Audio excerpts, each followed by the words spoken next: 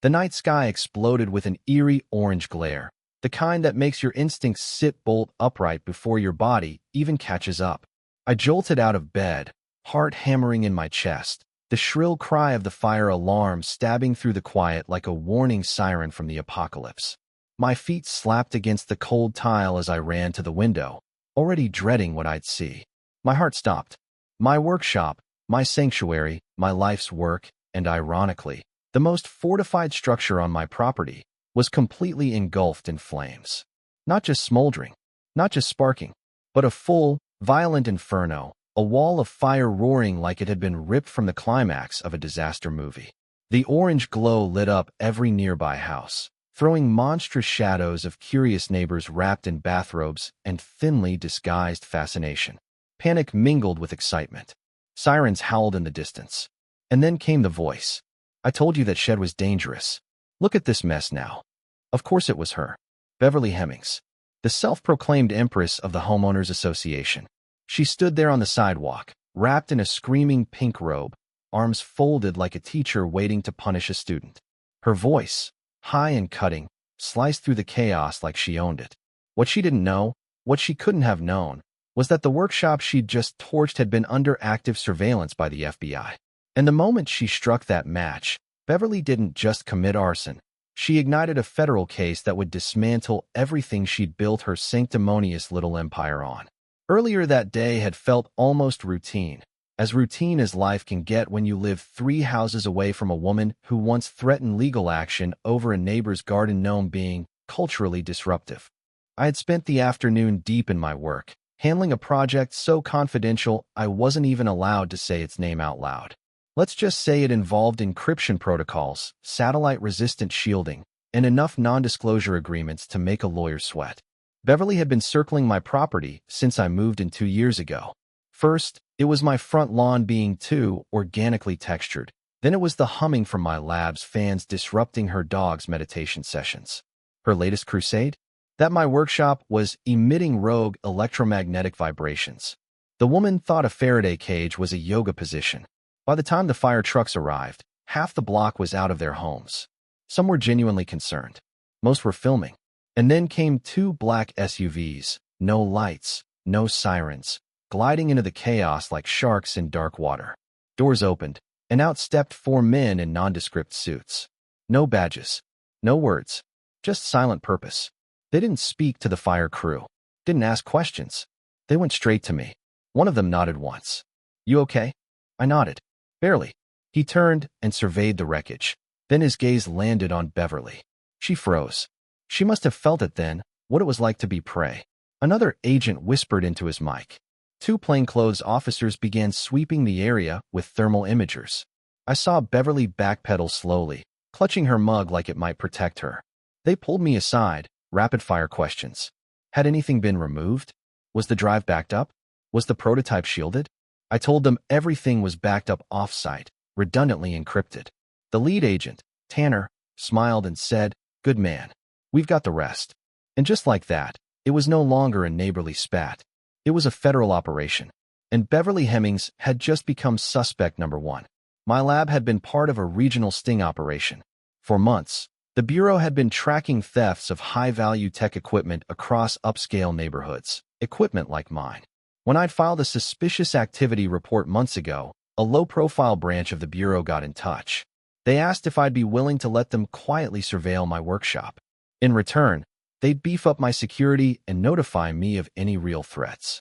We installed cameras, acoustic sensors, pressure plates, all state-of-the-art and invisible to the untrained eye. I didn't know until that night that there'd been a surveillance van 2 houses away the whole time. But now I was grateful. They had everything. Video, audio, thermal logs. Beverly's every movement was recorded in perfect clarity, from the moment she snuck onto my property with a gas can, to the flick of her wrist that started the fire. When the flames finally died and the smoldering wreck was all that remained, Beverly tried to approach, probably to perform concern for the crowd or offer some crocodile condolence. But Agent Tanner stepped in her path. "Ma'am," he said, calm and cold, "please stay where you are." She blinked. "Excuse me." Her voice dripped with entitlement, as if the federal government reported to her HOA committee. Another agent stepped forward and hit play on a tablet. Footage rolled, grainy infrared of Beverly climbing over my fence at exactly 12:43 a.m. I was asleep, she said weakly. No, the agent replied. You were trespassing, carrying accelerant, and lighting fire to a federal surveillance zone. Ms. Hemmings, you're now a federal suspect. By dawn, her name was everywhere. Someone leaked a snippet of the footage, and by breakfast, memes were flying. Bev versus the Bureau. HOA Karen meets CIA. One had her photoshopped holding a matchstick like Lady Liberty. My phone buzzed nonstop. Neighbors texted in shock. One sent muffins and a sorry you were right card. Another dropped off a novelty can of Karen repellent, labeled in glitter. But this wasn't revenge. It was revelation. Because what the Bureau showed me next changed everything. This wasn't Beverly's first fire. They'd been tracking her for over a year, connecting her name to a pattern of HOA disturbances across state lines, each involving sudden complaints, escalating harassment, and then a mysterious blaze. Her obsession with community purity masked a textbook insurance scam operation. She'd push residents out, orchestrate an accident, then collect. But this time she'd picked the wrong target. They asked me to hold off on rebuilding. The wreckage was going to be bait. With Beverly already rattled and now fully surveilled, they wanted her to return. They wanted her to spiral. And she did. Over the next few days, she sent a barrage of emails to the HOA claiming she'd saved the neighborhood from a cyber terrorist. She even photoshopped images of my equipment to look like nuclear devices. One was literally my barbecue thermometer labeled thermal overload node. The neighborhood responded with sarcasm, memes, and one Photoshop of her riding a flaming HOA unicorn into federal prison. She started showing up at people's homes uninvited, handing out pamphlets titled, "Is your neighbor spying on you?" People called her Apocalyptic Grandma. Someone changed the HOA WhatsApp group name to Bev's Bunker Club. Meanwhile, the FBI dug deeper. Her home Wi-Fi was tapped. Her financial records flagged. Turns out the HOA's landscaping budget had more holes than her story, $30,000 for community beautification, with no trees to show for it. Money had been funneled through shell vendors to accounts linked to Beverly.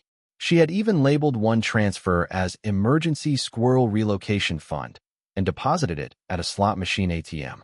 Agent Tanner told me, "She's spiraling. We just need her to touch the fuse one more time." They built a decoy, something that looked like a sensitive prototype device, and planted it inside the ruins of my shed. They even threw a fake set of blueprints in the trash where Beverly could accidentally find them.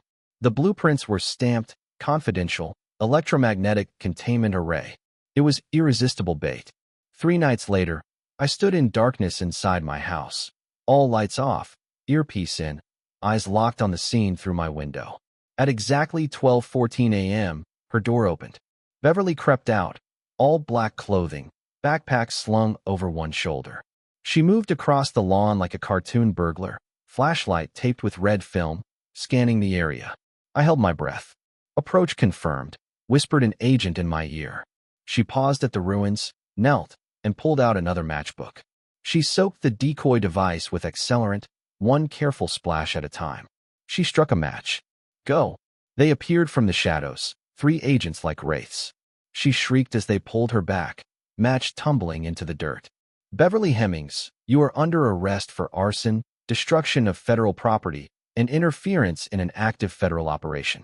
You have the right to remain silent." But she didn't. She screamed about conspiracies, cover-ups, deep state plots, and messages in the birds. A neighbor filmed it. The clip went viral before dawn. Her arrest broke the dam. The Bureau released enough evidence for local authorities to dig deeper. She was tied to 3 previous fires. Digital records showed she created fake HOA accounts to push votes in her favor. She had siphoned funds from multiple neighborhoods. The HOA board collapsed within days. Half resigned. The other half were indicted. Pete, the neighbor who brought me beer after the fire, was elected interim president. His first act? Burning Beverly's violation log in a bonfire at the block's first HOA-free barbecue. I attended, brought ribs.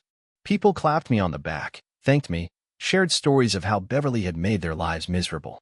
I never wanted to be a hero. I just wanted peace. But peace had a price, and I'd paid it in flame and patience. My workshop was rebuilt with upgraded tech, concrete reinforcements, and silent security so advanced it could detect a squirrel's heartbeat. A private firm, impressed by my encryption work, offered funding. Suddenly, my quiet project had a government partnership. My workshop was now classified. Beverly-proof by design. Weeks later, I received a letter from the Department of Justice. A thank you note. A commendation. A check. Not enough to make me rich, but enough to feel recognized. I framed the letter above my new workbench. Now, when neighbors walk by, they slow down. Some point at the sign I had installed out front. Federal monitoring in progress. Trespassers will be logged, laughed at, and lit up on court documents. And when someone new moves in and asks what happened to the previous HOA chairwoman, someone always says the same thing. She played with fire, and the fire played back.